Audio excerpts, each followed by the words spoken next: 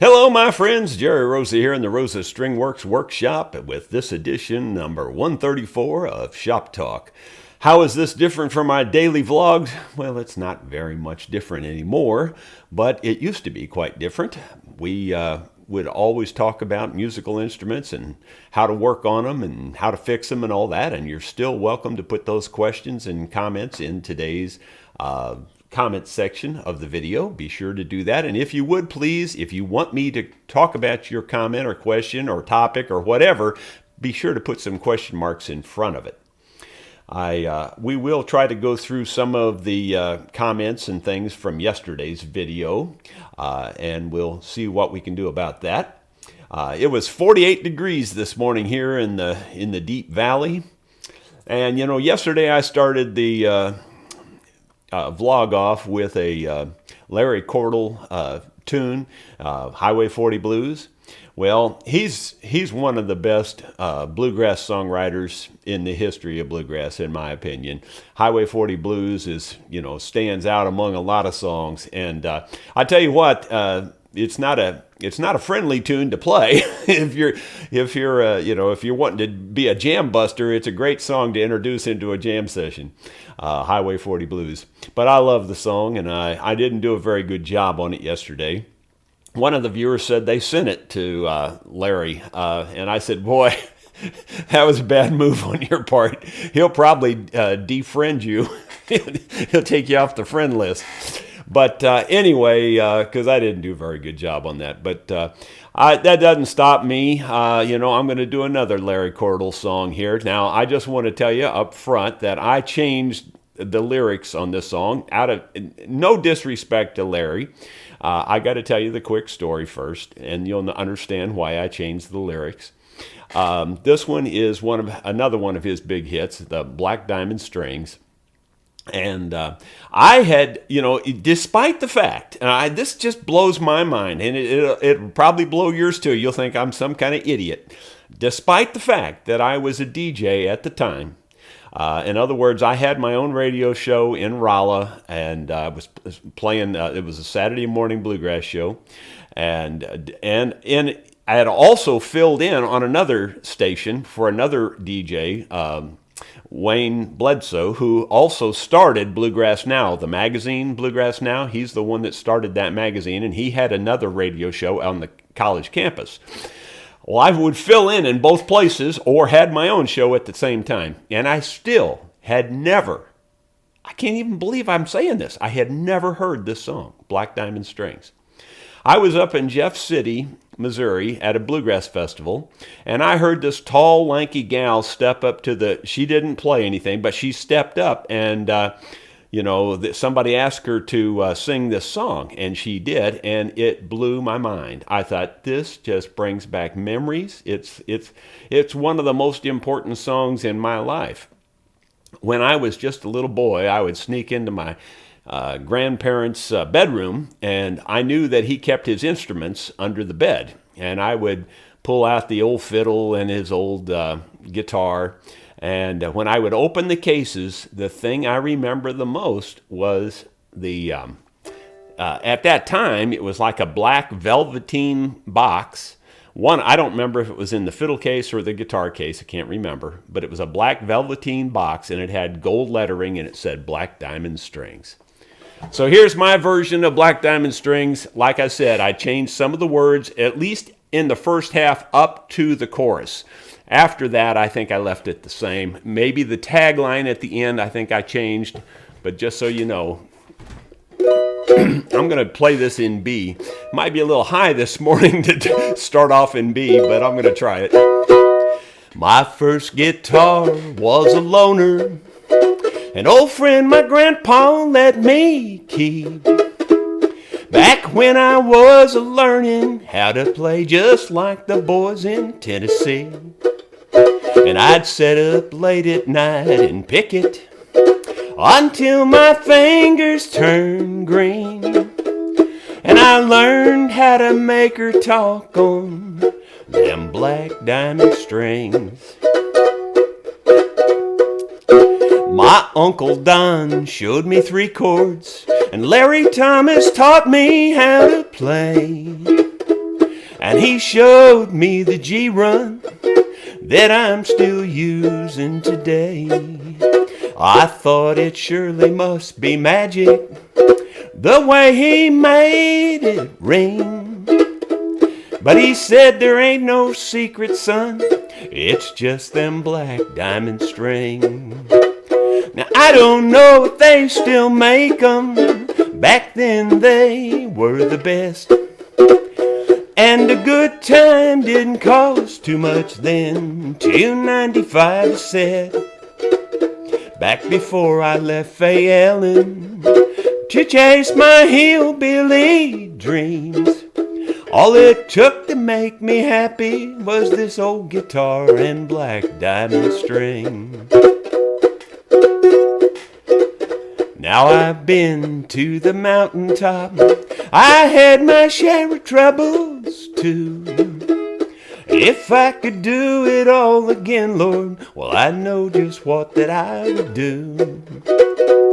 If I could have just one wish, I'd go back in a time machine to the day I learned to pick the wildwood flower on them black diamond strings. Now, I don't know if they still make 'em, back then they were the best. And a good time didn't cost too much then, $2.95 a set. Back before I left Fay Ellen to chase my hillbilly dreams, all it took to make me happy was this old guitar and black diamond string. Back before I left Fay Ellen to chase my make it big dreams, all it took to make me happy was this old box of black diamond string. I don't even think I had this thing in tune. I didn't have time. This was a last second thought. And I'm not lying to you when I tell you this. I thought of this with 11 seconds to go. And I just grabbed the manual real quick and just did what I did. So there you go. There was no forethought given, other than I just wanted to do it.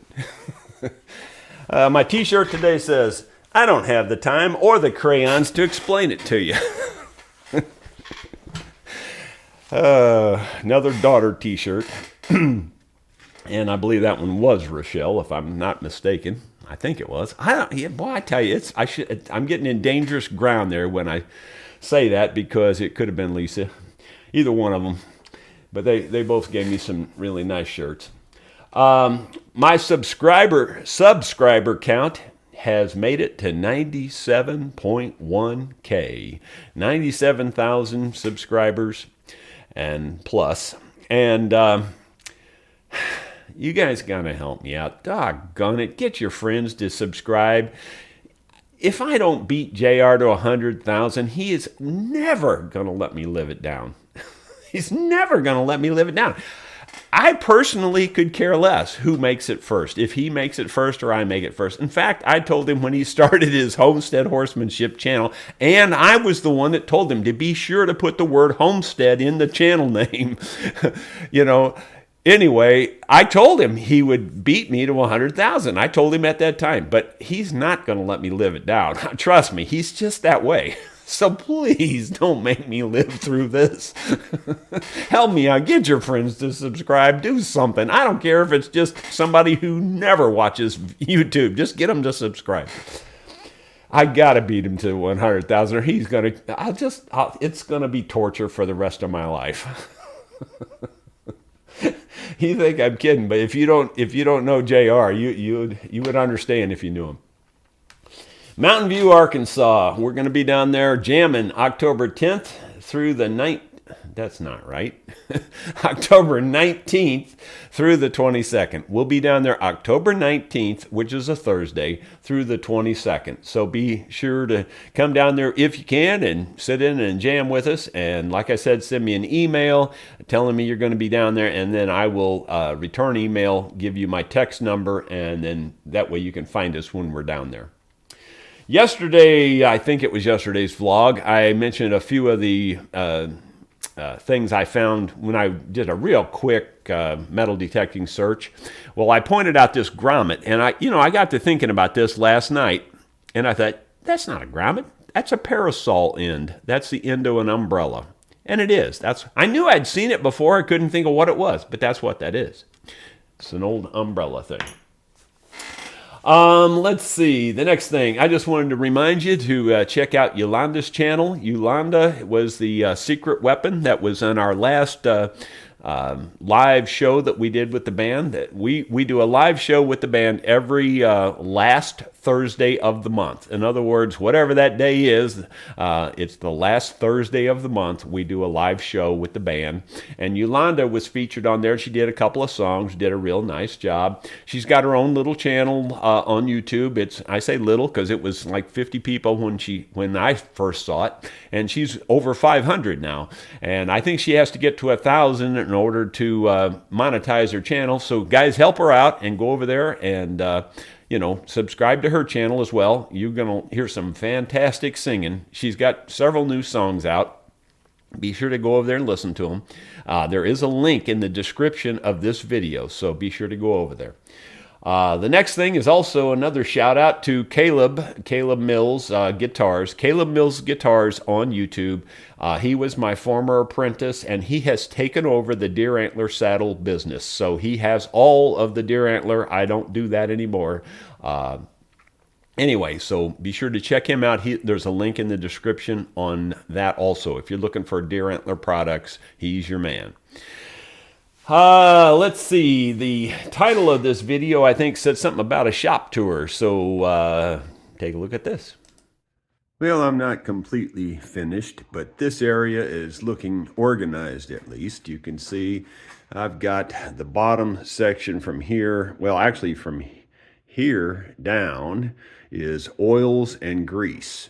The next row is paint, spray paints mostly. And the very top row is kind of miscellaneous stuff, just lots of different miscellaneous liquids and things. You can see my engine hoist is right there. This table I pull out and use it occasionally. It's just a junk table. Those two boards, you think, well, why would you have those? I use those instead of a creeper. I lay those down and crawl on those versus crawling on the hard concrete. But anyway, it's starting to look up.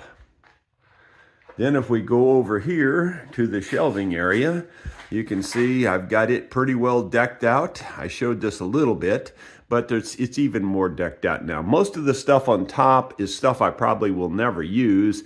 It's mostly brake stuff, but on occasion, I'll even dig into that and use a part or two out of that, believe it or not. And then there's mostly ignition stuff up here, mostly, and air cleaning, air filters and things, but mostly ignition and air filters. Then this is mostly oil filters over to here, and then mostly lighting, electric, trailer lights and things. And then the bottom shelf is mostly tools and equipment that I use for working on engines and things like that. So it's working out pretty good. This cabinet is primarily a charging station for my drills and things like that. It's a mess right now, or I'd show you inside there. But for the most part, that's what that cabinet is just storing drills and power tools and electrical things. Mostly battery powered, by the way, mostly. I haven't got this area cleaned up yet. That area is almost hopeless. That's all scrap metal that I use, and believe it or not, I dig in that pretty much every single day. And I'm not exaggerating. It probably sounds like I am, but I truly do dig in there almost every single day. Take something out of there and make something. It's almost a daily ritual. It's hardly a day goes by when I don't get into that pile of stuff, believe it or not. This is my Harbor Freight bandsaw, portable bandsaw that I converted to a stationary bandsaw with a switch. That thing is one of the most valuable tools I've ever purchased in my life.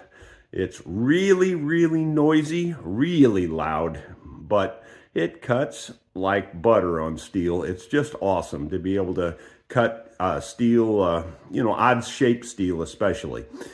And there's my chainsaw sharpener back there.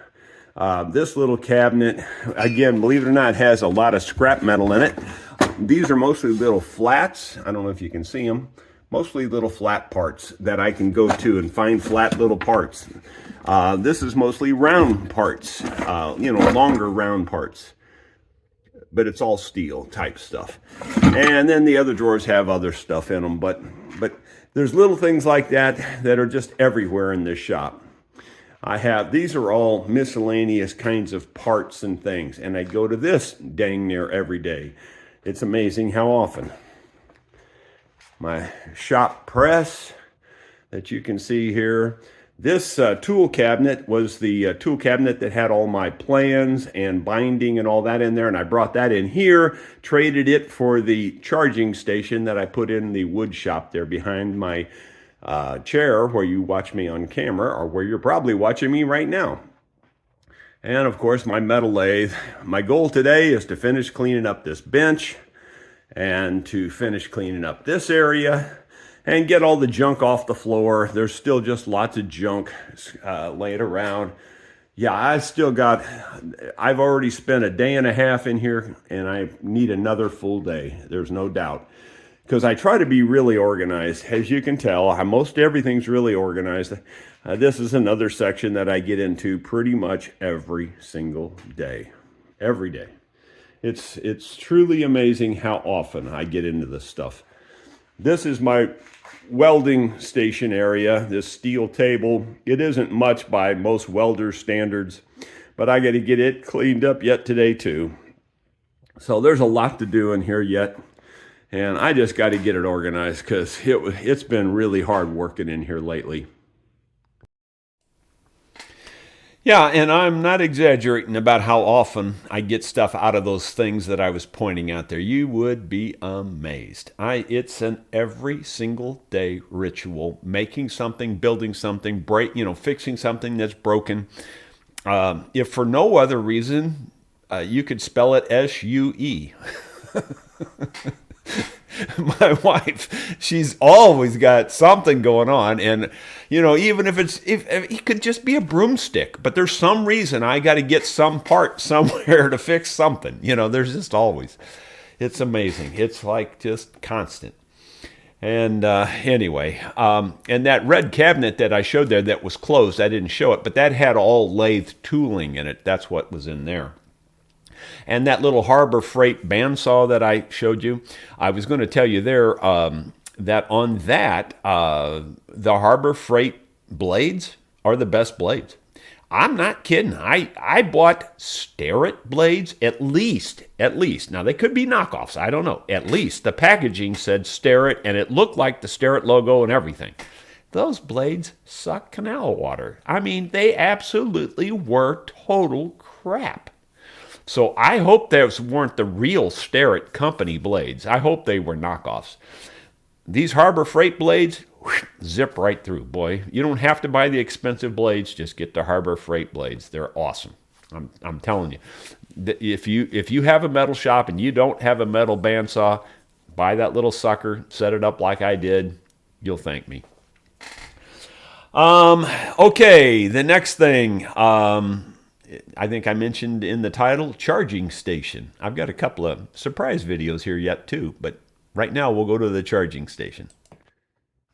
I think I've made my final changes or additions to the charging station. This is my camera, microphone, drone charging station.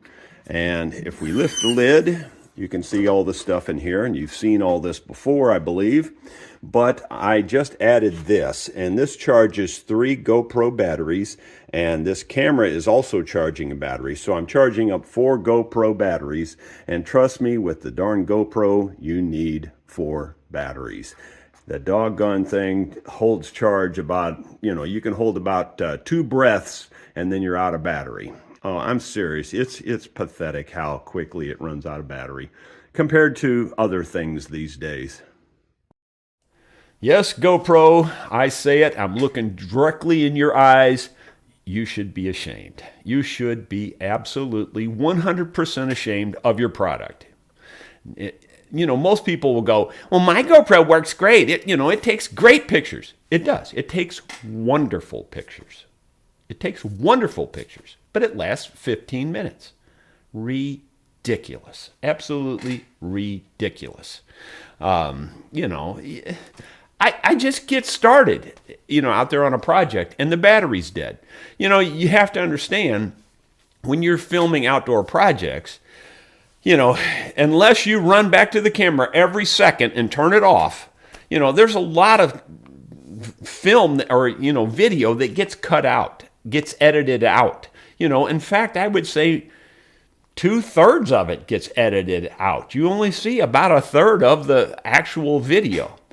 Well, therefore, you've just ran your battery down. So between the real shot and the next shot, maybe they're 10 minutes expired or, 5. Generally, I would turn it off if it's going to be 10 minutes, but it could have been 2 or 3 minutes. You know what I mean? And I don't go running back over there to turn it off for that 2 or 3 minutes.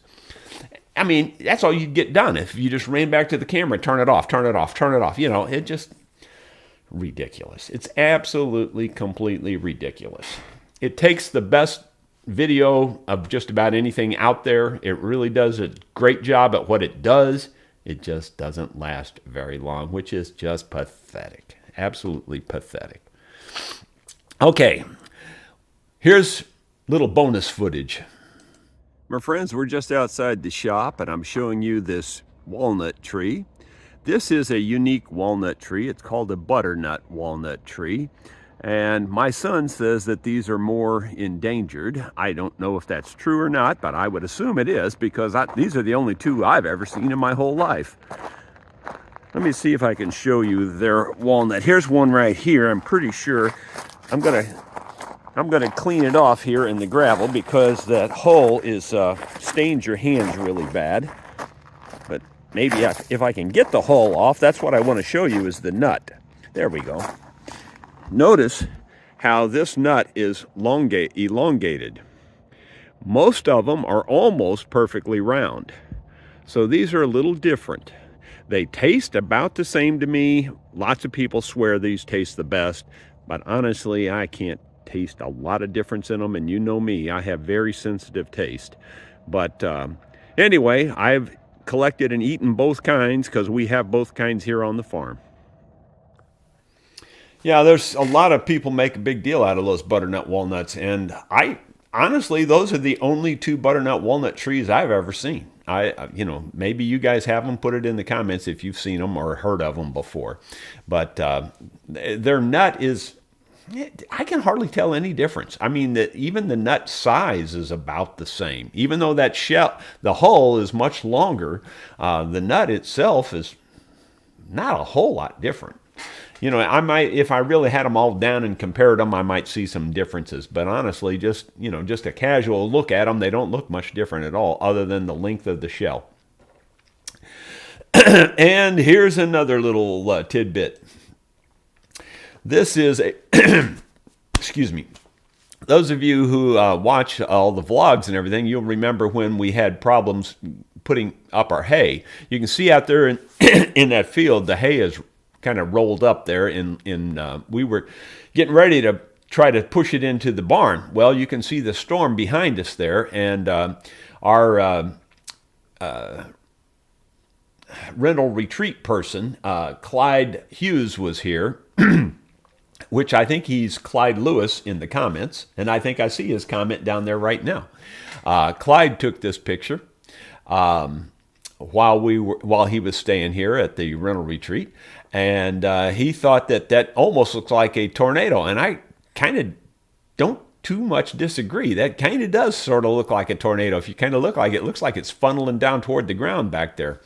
And here's another shot that he took that's a little closer, and it does kind of look like that.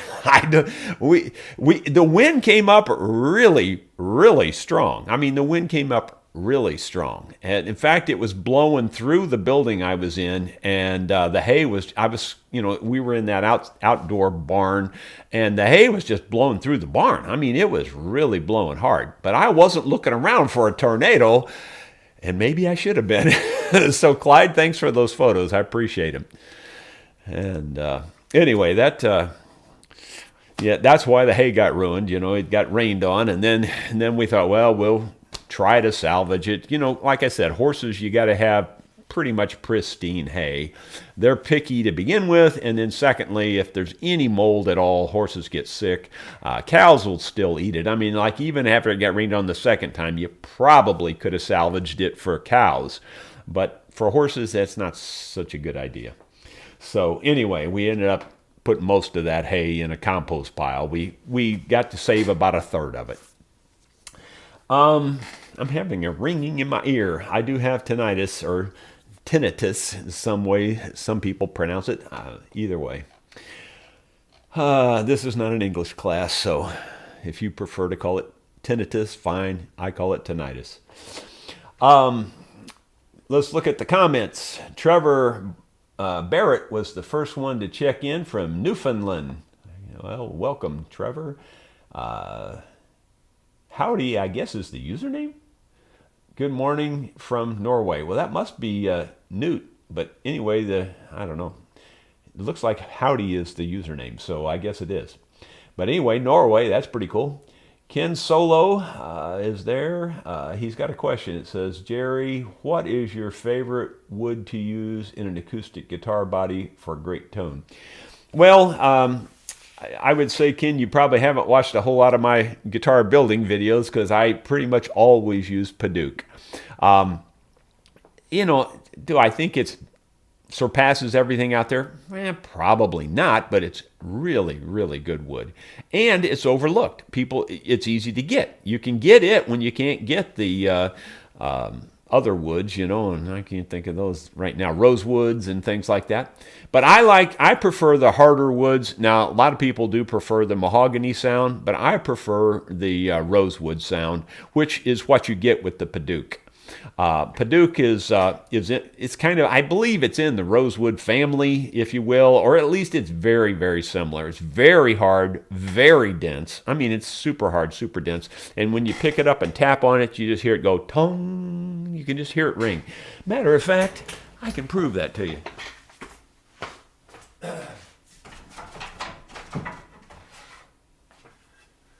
This is just a small piece of Padauk. But I'm pretty sure I can let you hear it ring.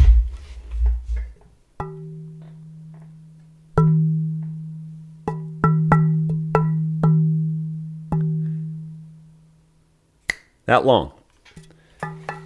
Yeah, great wood. Very heavy, very, very dense wood. So I like Padauk. And you can find it at your hardwood lumber stores, usually when you can't find the other woods. And you can find it quarter sawn, and I want it quarter sawn also.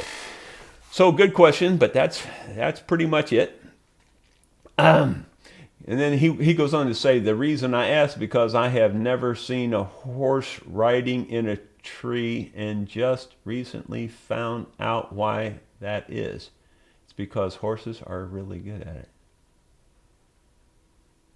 Hiding in a tree. Okay, I'm totally lost on that one. Bill Mum. Again, I'm a poor reader. I probably read it wrong. Bill Mumble says, hi from England, where the politicians are crazy. Anywhere else on the planet, good luck. Us ordinary folks need it. Oh, cataract operation in a couple of weeks. Ugh. Sorry to hear that, but hope it goes well for you. No, your politicians aren't any crazier than us. All I got to say is, Donald Trump, Nancy Pelosi, and I can't, me and names. I can name a million of them if I could just think of their names. Every one of them that's in the news here in the United States, they should all be in jail. Like I said, I'm an equal opportunity hater. I don't care which side of the fence you're on. I don't care what your politics are, but your politician should be in jail.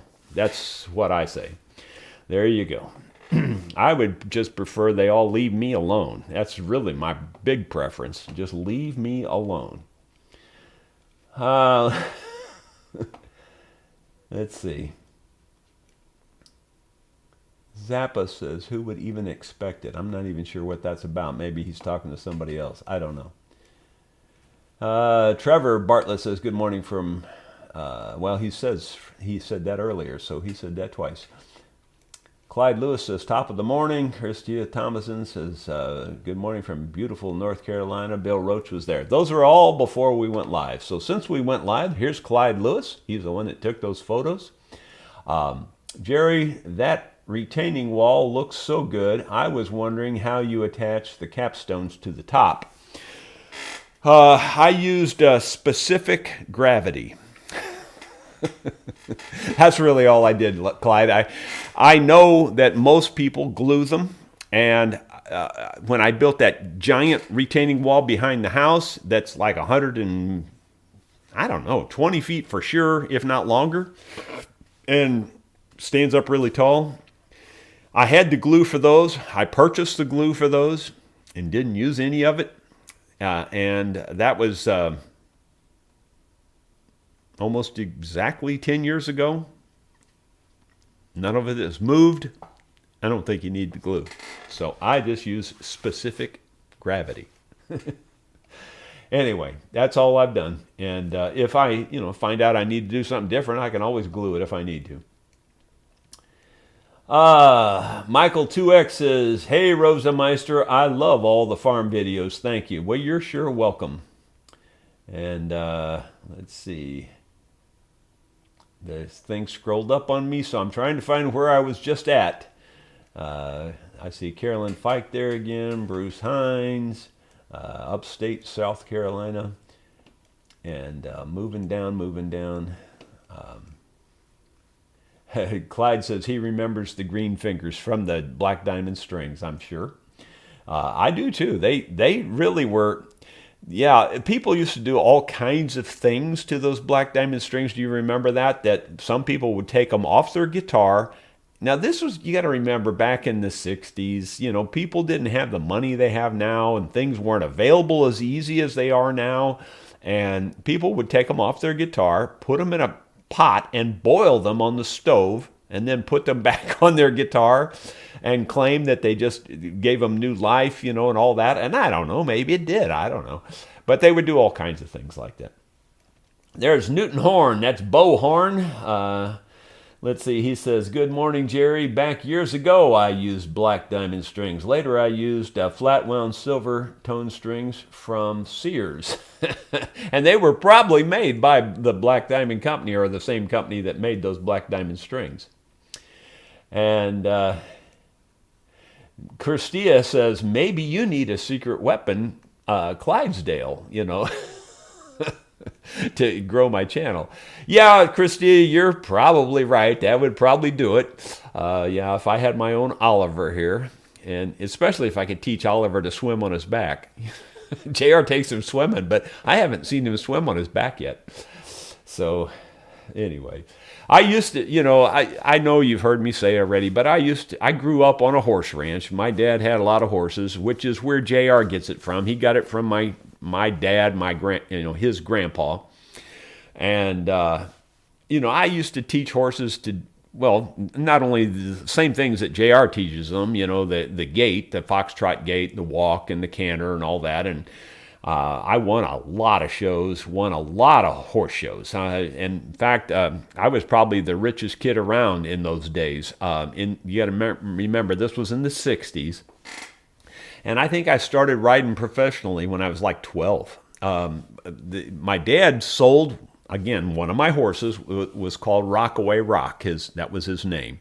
He was a black stallion. He was out of the famous Rockaway horses that were famous only in the foxtrotting horse breed. You'd never have heard of them if you don't know about foxtrotters. But anyway, so he was out of that line of horses, and I was training him up and had him ready to go. Well, sure enough, Dad sold him to Mr. Whalen. Mr. Whalen was a pretty wealthy man, and he owned Whalen Security Company in St. Louis.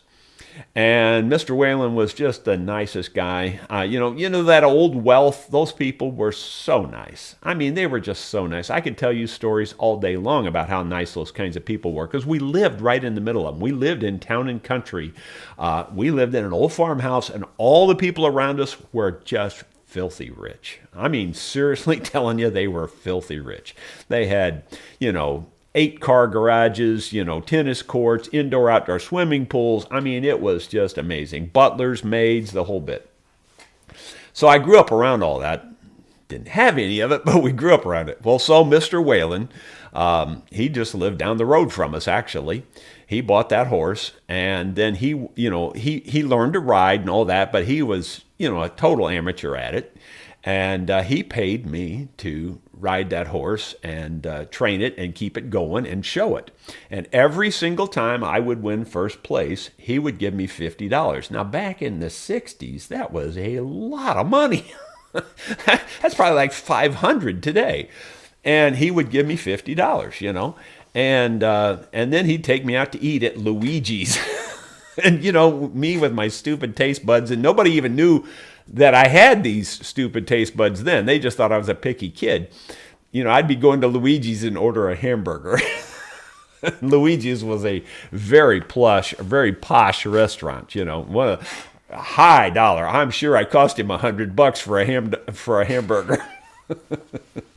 Anyway, but he would take me out to eat every single time after that, and he'd give me the cash for those, and sometimes I'd win 2 or 3. I think the most I ever won was like 4 first places in one weekend, and he'd pay me $50 for each of them, and that was a lot of money. So I was a rich kid growing up. So I know all about the horse thing, and I know that that's probably, if I got back into it, I'd probably grow my channel overnight, but no. I got burned out on that, as I've told you, with all the work that it was, and my dad had zero reward.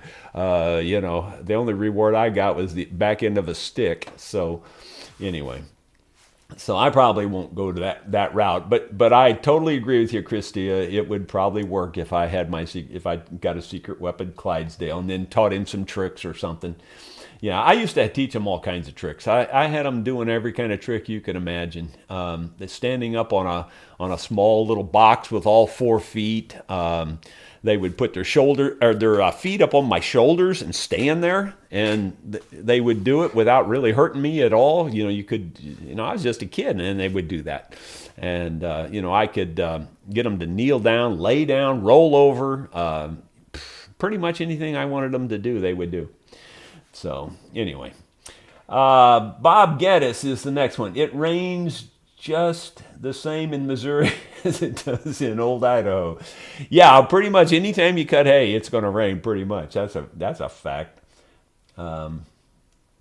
Let's see. David Hurd. Jerry, I just want to thank you for the great advice on removing years of grime and scum from my 42 Gibson guitar. I use boiled linseed oil, as you suggested, and the results are amazing. Thank you.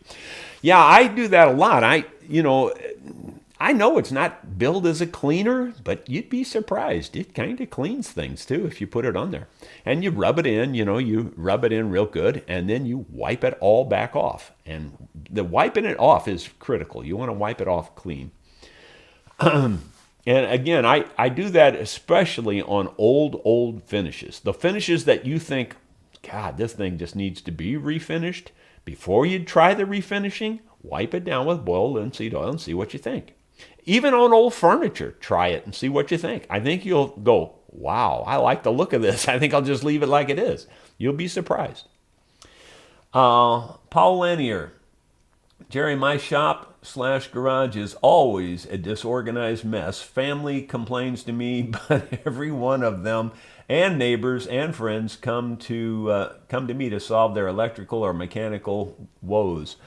Yeah, well, I'm the same exact way. Yeah, I got friends from all over that ask me to fix stuff for them all the time.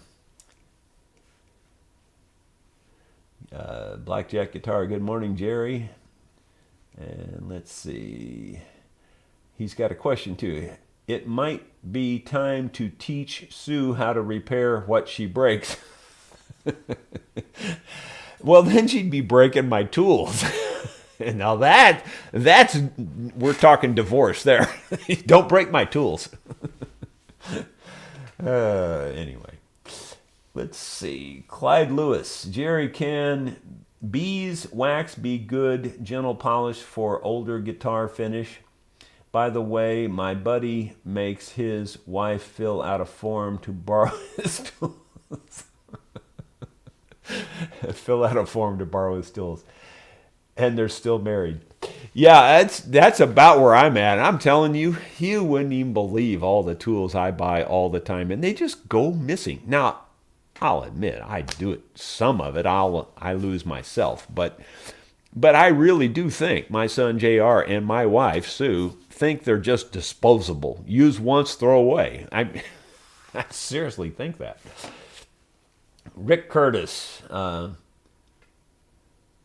He says, my wife and I have enjoyed your channel for years, and I've learned so much from you. Well, thank you, Rick. That's very nice of you to say, but tell your wife I'm sorry, because I'm sure she's being forced into it. Anyway, Clyde Lewis, thank you so much for that super chat. I really do appreciate it. Let's see. Rick Curtis.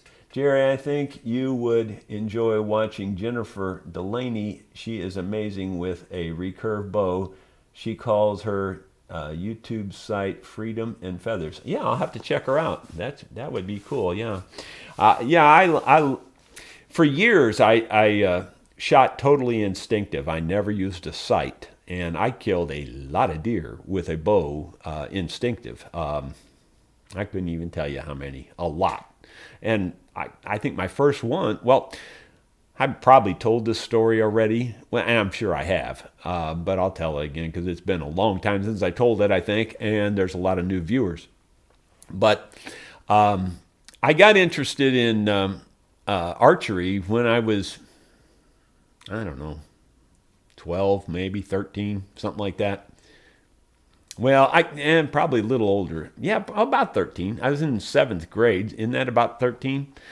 Anyway, the coach from high school got into foxtrotting horses, and he came over and he saw me shooting a bow. He was there with my dad mostly. His name was Brooks, Charlie Brooks, in fact. And anyway, he saw me shooting a bow out there in the yard. He said, boy, you're pretty good with that thing. He says, you ought to join the archery club when you get into high school. Well, I was in the 7th or 8th grade at that time. Well, sure enough, when I got to Lafayette High School, by that time, I was already into archery pretty big. And in fact, when I was 16, I won the Missouri State Championship for the intermediate class. I did not win it for the adults, but had I entered the adult class, I think I would have gotten second that year. So instead of, I beat all the adults except one, even when I was, shooting in the intermediate class. So I was pretty good with that thing. And I got to teach archery in high school in my senior year. By that time, everybody knew I was the archer guy. In fact, nobody called me Jerry. They either called me JR or Robin Hood. That was my name. And I didn't even take offense to the Robin Hood, and I don't think any of them meant it, as an offense. They knew I taught archery in the down in the gym classes, and my deal was in my senior year, I didn't have to go to class at all as long as I was keeping my grades up and doing my homework, and I did, and I stayed in the gym almost all day long and taught archery the whole time in my senior year. And the story I started to tell you, see, I've already digressed. The story I started to tell you was the very first day in my life that I ever went deer hunting. I went with a bow. I was 14 years old, and I killed a deer in the very first day. And the people, we were down in Ellington, Missouri, and that's where my great uncle Gene Duncan lived. And Gene and my dad, is just another side story, were identical twins. Gene was actually my dad's uncle, and my dad and him were about the same age. I think Gene was 2 or 3 years older than my dad, or my dad was 2 or 3 years older than him. And it was one of them weird family deals. You know how that is. Somebody had a kid late in life, somebody had a kid early in life. And anyway, but for whatever reason, they were almost identical twins. I mean, they looked exactly alike. I even got them confused once in a store. I saw who I thought was my dad, and I walked up to him and started talking to him, and it turned out it was my uncle, you know. So, I mean, that's how much they looked alike. Well, that's another side story. Okay, so down on his farm in Ellington, Missouri, I was 14 years old, and so I tell these guys, all these, they're old-time hunters, you know, and, you know how it is. And they just razz me. Oh, you better fill your pocket full of rocks. I go, why would I want to do that? So you'll have something to throw at them when the deer runs off, you know, that kind of thing. So, man, I was mad. I was gonna show these guys, you know. So I went out early in the morning, took my bow. Now, keep in mind, this was a recurve bow, no sights, wooden arrows with broadheads. That was it, man. Back then, that was all there was back in the 60s. And so I spent all day out hunting. And it was 3 in the afternoon, and I hear these guys, you know, I mean, like that was started in the morning, and it was now 3 in the afternoon. I think maybe I jumped one deer or something in that whole length of time. And by the way, just so you understand, down in Ellington, Missouri, the deer population is not that great down there. It's pretty sparse, actually. So, or at least it was then. And so anyway, I heard these guys building a deer stand at about 3 in the afternoon, and I came up over this ridge, and I could see them down there hammering, and so it wasn't very long, they left. So I thought, well, I'm going to go down there and see if they built a stand that I can sit in for this evening, you know. And so I get down to this pine tree, and this pine tree is a big pine tree. It's probably 2 foot in diameter at least, and, you know, really tall. And I look in this tree, I'm thinking, what were they building in this tree? I don't see nothing. And then I could see way up there. It was really high. There was one 2x4 across, you know, like a V, you know, where 2 limbs came out. There was a 2x4. And there was another 2x4 where they put their feet. And I'm going, all that hammering and all that noise for 2 boards in this tree? And there was no ladder, there was nothing. So I was kind of let down, but, you know, I'm 14, see? So I took my bow and I tossed it up over the bough of a limb, you know, and just because, you know, those pine trees are pretty webby, and I just tossed it up there and let it land on that web. Then I shinnied up this tree, got to the first limb, pulled myself up, climbed all the way up there, sat down on this, sat down on that one board and stood. And I mean, this was high, man. I'm telling you, it was probably 20 feet high. It was way up there. So I'm about half scared to death because I'm not big on heights anyway, and I'm standing there, and what I forgot to tell you was, in addition to razzing me about taking a bow, they also were trying to scare me to death because they said, you better watch out. That wolves will eat you alive out there. There's a lot and back then there were wolves in that part of Missouri. There aren't anymore, but they were back then. And they were telling me how these wolves are going to eat me alive and that I better watch out for the wolves and all that stuff. So anyway, I just got set down. I mean, literally hadn't been sitting there more than a minute at the most. And I hear this thing come running down the hill. And, you know, it's my first day hunting a deer, okay? I don't even know what a deer looks like, hardly. So I can hear this thing running down the hill, and it's come running, and it's going to run. And I could tell it was running right at the base of my tree. And sure enough, it ran right where I was standing at the base of the tree to climb the tree. I mean, it ran right next to the tree. And all this time, I'm thinking it's a wolf because that's what it looked like. It was kind of gray, you know, colorblind. It looked gray to me, and I see it coming down this hill, and I'm thinking, that's a wolf, that's a wolf, that's a wolf. And just as it gets under the tree, I realize that's actually a deer. And then I just, I missed. I just missed. And the arrow went on the other side of the thing. Well, the deer heard that noise, that swish by, and the arrow hit the ground, and, you know, the noise I made when shooting and all that. And the deer stops behind me now, and he's 30 yards away. and he's got his head turned back up like this, looking up at the tree. And he's looking up at me because he heard the noise. Now I'm spinning around. I mean, I'm standing on a 2x4, 20 feet in the air. And they didn't clear out any limbs behind it or anything. And so now I got to turn this bow sideways. Now, you normally shoot a bow this way. I had to turn this bow sideways, and I'm standing on one board, 20 feet in the air, turn it sideways. I could only draw it halfway back. I couldn't even get a full draw, but I was real good instinct shooter. And that arrow just looked like it was slow motion, and it looked like it had the arch like you'd throw a football. I mean, it looked like that. And that arrow went and it hit that deer right in here, came right through and came out the front shoulder. And the arrow stayed in the deer, but it didn't come completely out, but it did go out through the front shoulder. And the deer made a circle and then basically stopped right where I heard it come from. It made a circle and went right back on top of the hill where it had come from.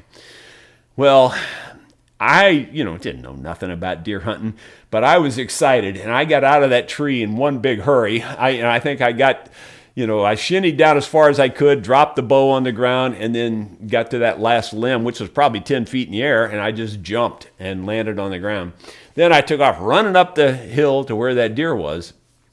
And, didn't know better. I should have waited. If I had waited, it would have been all over with in a few minutes. But I scared it up. And once you scare a deer up and get that adrenaline going, well, then they're a lot harder to put down.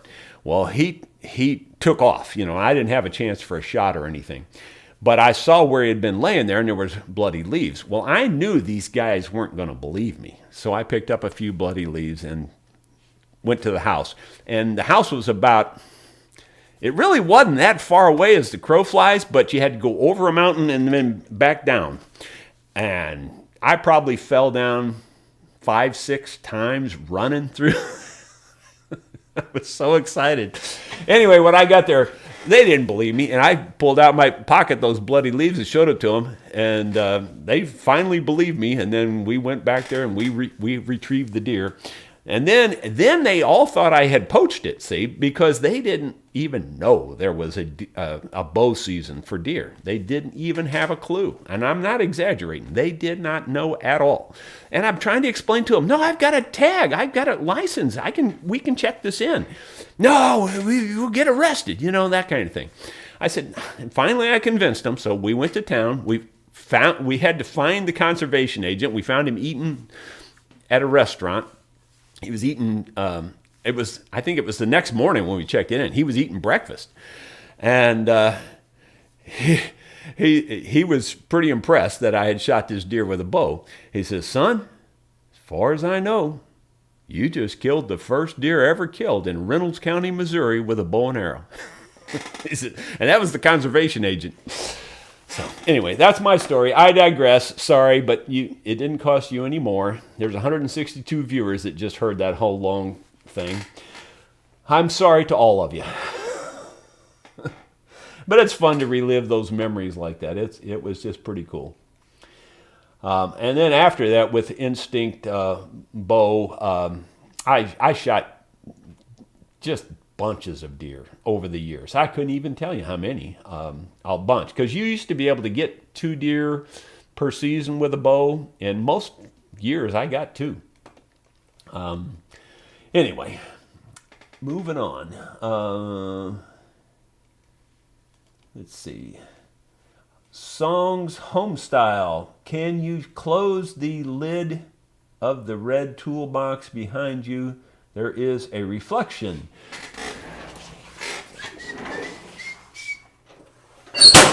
Bingo. Yeah, I noticed that the other day, and I closed it on purpose because of that, but I forgot it this morning. Let's see. He says he would be instantly blinded. Yeah. You'll see it in my video that's coming up. I've got a video. I've already edited it. I just need to go through it a second time. I haven't gone through it for my second time through, and to add some text and voiceover or whatever. I haven't done any of that yet, but That's on that laser level. So I've got a video on building those shelves with that laser level. And every once in a while, you'll see the laser come right through the camera. So be careful. Be sure to wear sunglasses when you watch that, because I don't want you to be instantly blinded, because you could be. Blackjack guitar. Have you ever swam on horseback? Have what a trip. Oh, he has, and what a trip. Yeah, I have done it. It's been years and years and years ago. So I was when I was a kid. Phantom 614, the horse that I wrote the song about, Phantom 614. He was a black stallion, and I had him in the, it was called the Beff Creek, Boeff, in Herman, Missouri. And I was riding on him in the water swimming. Let's see. Victor says, hello, I am new here. Just stumbled across your channel a few days ago. Love your work. I have a 1958 017 Martin I'm working on. Well, good luck with it. That would be a nice guitar. Cup of Cool. With all the woods and natural forest around you, I was wondering if you ever had any type of Bigfoot encounters. I've been a hunter my whole life, and I have never seen anything like that.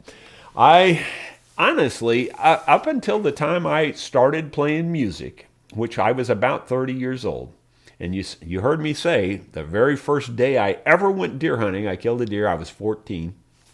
From that point to the time I was 30, I don't think I missed a single weekend during hunting season. I was in the woods. And even after that, for many years, most of the weekends I was in the woods. So I've spent as much time in the woods as just about anybody I know, and maybe more than most, except for those professional hunters who produce videos hunting. Maybe they've spent more time than me, but I doubt hardly anybody else has. And I ain't never seen nothing that looked like a Bigfoot or any of those encounters. Now, my son next door loves to think they're out there. I don't think he really believes it, but he really likes to play it up, I will tell you, one night, putting wood in the wood furnace back there, behind my house, and this was at a time right when JR was really pushing the Bigfoot thing. He said they're out there. He says, I up on top of this hill, and in the hill, I'm not kidding you. I know it sounds crazy, but I'm not just saying this for the video, I promise you. The hill is right above where the wood furnace is, and he said he saw all this weird sign up there that, it had to be Bigfoot, whatever. So it was like that night or the next night or something. I'm out there and I'm putting wood in and it's late at night. It's like 10 o'clock at night, dark as it can be. And I'm throwing logs in and I'm hearing this thing walking across the hill. And it's that hill that he's talking about. And it sounded like a person walking on the hill. Now, other things can sound that way. I mean, a deer can sound that way. A turkey can sound that way, really a lot. Probably one of the best, but a turkey isn't going to be running around it that late at night. And, an armadillo or a possum or something can sound like a person sometimes. But this really sounded like a person, and it walked a long way across that hill. And I even stopped and yelled. I said, "Hey, who's up there?" No reply, no nothing. It didn't take off running or anything. So I don't know what that was, but that's the closest thing I've ever had to an encounter. And I don't really think that was an encounter. It was just probably some wild animal that sounded like a person walking. Carolyn Fike says, I love your story and understand the difficulty you overcame. Well, thank you. Thank you very much. You grow up, everybody grows up different. And my dad, I make it sound like he was really mean and stuff. He wasn't. He was a good dad. He didn't drink, cussed a little too much, and therefore, unfortunately, I am the same way. I have to admit, it's terrible. I wish I wouldn't, but I do. And anyway, I make it sound like he just beat me all the time. He gave me my share of beatings. There ain't no doubt about it. And by today's standards, he'd be in jail, I'm sure. But he did it because he was uneducated. He only went through the sixth grade. His parents divorced when he was about in the sixth grade, and he kind of just, I guess he was mad at both of them or something, and just went out on his own pretty much, and pretty much made his own living from then on. And he had a rough life. And, he grew up in Eminence, Missouri, and he started working at a gas station when he was just a little kid, and worked at that service station. That's where he got his job, And, he made a good living, totally uneducated, but he made a good living for our family and everything. And I have only respect for him. Let's see, Matt Tommen. Have a great weekend, and all I need to go to that bad place work. Jeff Purist, that was JR up on the hill trying to give you the creeps. It probably was. It wouldn't surprise me. That wouldn't surprise me at all. We're already into an hour. I was going to look at some of the comments from yesterday, and I forgot to do that. I got all long-winded there on my tails. I'm sorry. Frank says, I love listening to you play and sing. Perfections are, I'm just going to skip down through here. Frank, Nelly Ema 2455, I'm probably saying that wrong. Frank Fritz, formerly of TV show American Pickers, would have loved that oil can that I showed in yesterday's vlog. Yeah, I'm sure he would have. In fact, I thought of him when I was thinking about showing it to you guys. Somebody else said, great job singing and playing. Well, thank you. You guys are very, I don't know, complimentary or easy to please. Maybe I'm trying to think of there was one word I was trying to think of, but easy to please will do.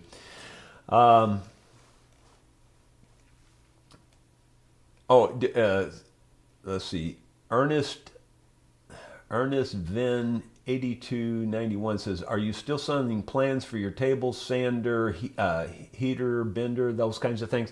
Everything's on my website. The heater and bender things have their own tab on the website, and the plans are sold under the shopping page. So you can find everything on my website, www.rosastringworks.com. Here's a username, 586-18388. Says, hi Jerry, love your site. When you fix the broken headstock on that guitar, what kind of glue did you use? A friend of mine has to repair a 12 string. Well, I always use Titebond Original. Titebond Original. And it's not that, like Elmer's glue, their original wood glue would be just fine too. But Titebond Original is easy to get at the stores, and that's what I use. Do not use, well, I shouldn't say do not use, but generally I wouldn't use the Type 2 and the Type 3 Titebonds for instruments. I would just generally stick with Titebond Original, and you'll be fine. Let's see. Moving on down here. D. Blair 1247. As a boy, we used those big sinkers in fishing in Columbia River. Yeah, I was going to say, on a river, I could see using those big sinkers. But man, using that giant, well, here it is, that giant sinker like this thing is heavy. I can't see using this in that little pond. I mean, this thing would bend your pole over on your standard pole, So, anyway. Someone's Jim Bauman there. I'm probably mispronouncing these names. These usernames are hard to pronounce. It says you need to have Yolanda back for the next music show. Well, I don't know if we'll have her back for the next live music show, but we'll have her back for sure.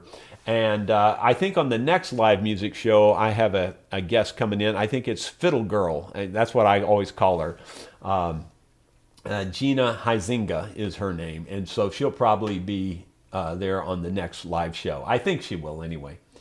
And doesn't mean we couldn't have Yolanda too, but I try to change up each show a little bit. Let's see. DB Blair 1247 says the Air Force told us that Phillips 66 Trop Arctic oil when I was in Alaska in the early 60s at 10 below it had the consistency of Vaseline. Vaseline in snot, he says. I really can't imagine what that viscosity would be. Yeah, he says he agrees with the ice maker on the Samsung. Boy, that's pitiful. That's another company should hang their head in shame. In shame.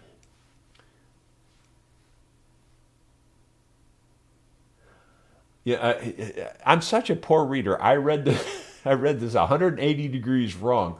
Paul Christoph Mitchell. I read it, please do not come to the UK. But he says, hi, Jerry, please do come over to the UK. Don't forget Wales or a Liverpool gig would be great. I would love it. If somebody could arrange a gig over there, we would probably take you up on it. We probably would, because we're at the point where we just want to do something. But the only reason I hesitate, and I'm not... You're going to think I'm just being stupid. But the reason I hesitate is I don't want to create another world pandemic. We had our one chance. We had our tickets booked. We had tickets sold for the concert, everything. And then COVID hit. So I don't want to cause another pandemic. From yesterday, a question mark from Earstaff6 says... do horseflies fly south for the winter or hibernate? I don't know. Honestly, I don't know on that one. I don't even have a good guess on that one. My guess is that they hibernate somehow. And it may be that they just die and they may be like hornets. I don't really know. They may just lay eggs and then the next year they come up from eggs. I really don't know. I just don't know. Well, that's very nice. Orty Horizon username, long username. He says, Mr. Rosa, you are a star. Thank you very kindly. The pyramid weight is used for ocean fishing. Yeah, I wouldn't doubt that either, but I have seen them used in rivers. And it anchors in those rocks, in the river. And it's a good way to anchor in if you're going to fish in a river, but gee whiz, in that little pond. Alan Duss says, he's got a question mark that says, reference change sharpening. I know on the setup for the old grinding wheel, it was 25 degrees on one side and 30 on the other. With your new wheel, do you still need those same settings? Okay, it's not the wheel. It's not the wheel, Alan. It's the grinder itself. It was manufactured incorrectly. And for years, I just compensated by trying to just maneuver things. And one day, just by accident, I turned it 25 one way and 30 the other way, and it cut perfectly. And I went, I was totally shocked. And in fact, I had to do it 2 or 3 more times to prove to myself that was the issue. And that's the issue. That particular grinder, it says made in Italy. It's an Oregon chainsaw grinder, and it says made in Italy. But that particular one is definitely off. You have to turn it 25 on one side, 30 on the other side, and it works perfect then. I mean, like it's perfect. It sharpens your chains just as good as they come from the factory. I'm seriously telling you. It changed my life when I found that. You might say, you're being a little overdramatic. No, it changed my life because you don't understand how much wood I cut. Holy mackerel, I cut a lot of firewood. And that changed my life. It made my life so much simpler once I found that out. And you might say, well, why don't you just use a file? Your arms would fall off filing the chains that I use. Your arms would fall off. I use as many chains during the winter as a professional logger, if not more. And yeah, I know they mostly file by hand, but Yeah, that's because they're out in the middle of the woods and they don't have any options. I can bring them back here. And I can honestly, now that I found that trick out, I can sharpen a chain in under a minute and it's perfect. It's just like it came from the factory. It's awesome. It was the best thing that's happened to me, and I don't know whenever. Why no green screen lately? Because so many people complained about it. That's, again, another username that I can't really say. It says user TD7RV2V. You guys got to quit. You're making these things up to make this difficult. No, everybody complained about the green screen, so I just quit with it. I kind of liked it myself. B. Murd, 1969, says, come to Ireland. I would love to. I think the only thing holding us back is if somebody would take the reins and organize at least one concert, or maybe organize some house concerts. You know, even house concerts would work if we could just get enough people and things. But I would prefer to have an actual venue, at least one venue that we could come and play. And I really think that the group that was there the other night, and I'm not saying that Beverly and Don, Gary wouldn't add because they weren't there, but they would add too. If they want to come, they're very welcome. My point is just that core little group would be easy to bring over there. It'd be a lot easier than trying to bring 6 of us. And I'm sure we'd do it if we could get somebody to take the ball and run with it.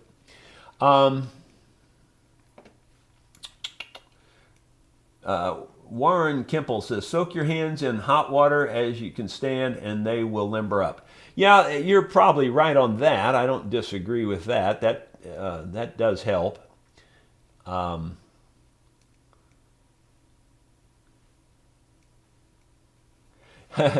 Herschel Rector 8218. How on earth, with your freakishly large hands, are you able to finger and play that mandolin? Well, you know what? It's odd about that. That's why people are always giving me grief. They say, my hands are too small. I can't make those chords. See, mandolin, there's different ways to do this. I choose to use the full chords that Bill Monroe used, and they stretch your hands out. Trust me, they really do. So like, this is your full G. Look at that stretch. Even though it's a tiny instrument, it stretches your hands more than your guitar a lot of times. And then when you make a minor, you're even stretching it more, because watch what the first finger does. See, there's your major. There's your minor. Hear the difference? So that really stretches your hands. And so people that I'm teaching, they're always going, I can't do that. Your hands are so much bigger. You can reach it. Well, so in that one instance, these big hands actually are kind of work to my advantage.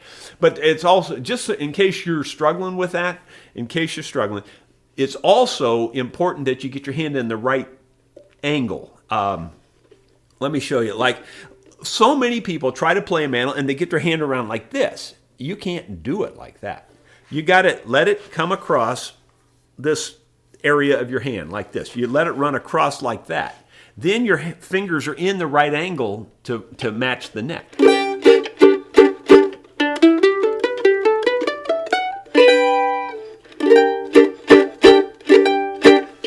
So, the other advantage is my fingers are skinny. I don't have, I've met lots of men with more muscular, bigger, thicker hands than me. They just don't have longer fingers. Finger-wise, I have really, and I'll say it again, I've never met a single person that has bigger hands than me in terms of the length of their fingers and hand and everything for my height. Now, when you get into like 6'6" and taller, yeah, then their hands are bigger. But for a guy that's 6 foot, I've never met anybody with hands as big as mine. Let's see. I have met one guy that had them about the same size, but I've really never met anybody with longer. And my granddaughter inherited those hands. I've told this story before too, but Mary, the basketball star at Newburgh, and she really is one of the stars at Newburgh. she's got these hands. And ever since she was 12, she could palm a full-size basketball. A girl. Can you imagine that? And so she would make the coach mad. She'd be holding the ball like this, and the coach would be going, "Will you quit showing off?" Because her hands are freakishly big like mine. And the day she was born, and I'm not making this up either. This is not just for the video. The day she was born, and the very first time I saw her, I said, "Oh my gosh, she's got my hands." Because you could just tell. Her fingers were just crazy long for a baby. They were just crazy long, and especially a girl. I knew she did. I knew she had my hands. It was obvious. Okay, that's everything. And then I'm going to go back and see. I know we're running long here, but I'm just going to go back and make sure I didn't miss some comments from the live today. Wow. Bruce Tucker says, "You long-winded?" Okay, fine. Cup of Cool. Personally, your long-winded tales are what keeps me coming back. Don't change a thing. Well, thank you. That's very kind of you. Yeah, I've had a very varied life. I really have. I've done a lot of stuff. I really, really have. It's crazy. I've been blessed. Blackjack Guitar. Jerry, you should check out Tom Birch interview by Premier about his guitars. He is Merle Travis' son. I after somebody told me about him, I looked him up and saw that double guitar that he was playing. That was pretty cool. And he flipped it over and played it. It was pretty cool. A very good picker, that's for sure. Very good picker. Let's see, moving down here, Deb Lane says, "Hello from chilly Helena, Montana. It was 37 degrees this morning." Well, we're not too far behind you, 48 now, and we're way further south. This deep valley, it really definitely holds the cold. There'll be days, I'll bet you this winter, when we're colder than you, by the way, up there in Montana. That's happened a lot. It's really sad when you look at Alaska's temperatures and you look at our temperatures and we're 10 degrees colder. That's happened a lot of times. It really has. D. Davis, horsefly, after 1 to 2 weeks as a pupa and another 3 to 10 weeks as developing adults, the full-grown adult horsefly emerge adults live 30 to 60 days. Okay, and so what do they do over the winter, though? Do they die, I guess? I don't know. Songs Home Style says, Jerry, have you heard AJ Lee? Oh my gosh, yes. And Blue Summit, she is great on mandolin, Sierra Hull type playing. Yeah, AJ Lee has got one of the purest voices. All right, I just want to make sure I'm not double talking here. I've always said, and I stick by this, Alison Krauss sets the standard for female singers. There's no female singer on this planet that can out-sing Alison Krauss. Period. I don't care what genre you're talking about. That girl can flat sing. AJ Lee doesn't have to be embarrassed to sing in front of Alison Krauss. I can tell you that. She can really sing. AJ Lee now, and Yolanda also, by the way, Yolanda doesn't have the presence, the stage, the I don't know how you say it without, I don't mean to, I'm not putting Yolanda down. I'm just, she doesn't have the experience and the ability to sell it like AJ and these other people that are experienced. But Yolanda doesn't have to hang her head in shame and sing in front of Allison either. Yolanda has got a clear, pure voice. And AJ Lee is, the same way. AJ Lee has got that purest, clearest voice. You should listen to her. If you haven't heard AJ Lee, you should listen to her. I've watched a lot of her videos singing, and she writes a lot of her own music. Some of them I really like. Some of them, they're okay. But she's really got a clear voice. Fred Martin, the pyramid weight would make a good plumb bob. Yes, it definitely would. It really would. It would make a great plumb bob. Except that I'd have to straighten out this little deal right there because it's bent. And it's probably hanging just a hair off center. You can kind of see it does. It's kind of hanging a little weird. But yeah, it would make a good plumb bob. Let's see. Bruce Ducker was the last comment here. It says, Fling a chainsaw is a bear. Filing a chainsaw. See, I tell you, I can't read. Filing a chainsaw. You guys think I'm making this up. I seriously struggle to read. Filing a chainsaw is a bear. I used one land surveying and had to sharpen them often. Yeah, you know, I can, you know me, I can do pretty much anything I set out to do. I know how to file a dang chainsaw by hand, and I've done it. But when I'll go out and cut so much wood that I'll take 5, 6 chains with me, and there have been times where I've used almost every one of them. You know, you can't see what you're in the thick brush and trees and limbs, and you're on the side of a hill and the rocks are rolling under your feet, and you know, and you're trying to saw carefully, but there'll be a rock that's just under the leaves that you can't see, and you'll cut through the limb and hit that dang rock. Well, you got to put a different chain on. So that kind of sawing, if you had to hand file, you'd be all day hand filing. You'd never get any wood cut. So I take 5, 6 chains with me, and I cut wood till I can't stand up, and then I come home. And that's how I do it. Well, anyway, that's the name of that tune. Thank you all for being so very kind to me. I really do appreciate it. I appreciate all the compliments. Do me a favor and get somebody to subscribe. I don't care who you get. Get your mom, get your dad, get your best friend. Just get them to subscribe, because I will never, I'm kidding you, I will never hear the end of it if JR beats me to 100. And even though I've told him a zillion times he will beat me to 100, I've told him that before he started his channel, because I knew that kind of channel draws people much faster than, you know, my super little tight niche of working on musical instruments. Anyway, boy, that scrolled up a lot. There was a lot of things happened right there. So let me see if I see anything.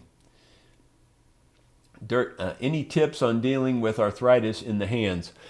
Honestly, for me, I haven't found one single thing. Well, that's not true.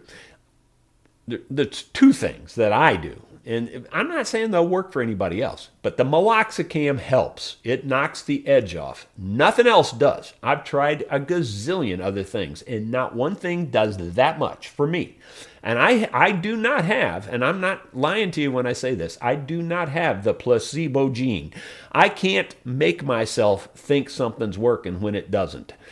You could put me in a blind test and feed me placebos all day, and I'd just tell you that it ain't working. It just doesn't work for me. Anyway, so my point is the meloxicam works, and I know black and white, it absolutely for sure works.